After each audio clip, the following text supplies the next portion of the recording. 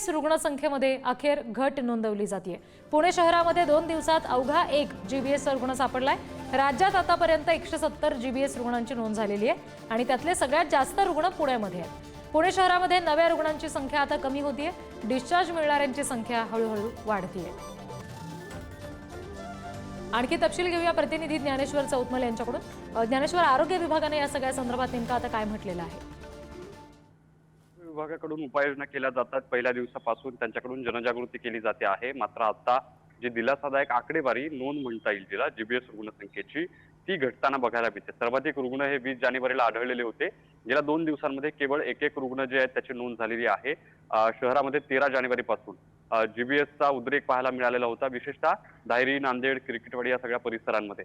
आणि आता आपण जर बघितलं असेल तर रुग्णसंख्या जी आहे ती घटताना बघायला मिळते आणि ही तशी दिलासादायक गोष्ट आहे, कारण जीबीएसच्या आजाराच्या फैलावामुळे लोकांमध्ये थोडं भीतीचं वातावरण होतं। पण आता जर आपण बघितलं असेल तर रुग्णसंख्या जी 20 जानेवारीला वाढलेली होती सर्वाधिक, त्यानंतर यात फरक दिसतो आहे। आता केवळ मागच्या 2 दिवसांमध्ये एक रुग्ण आढळून आला।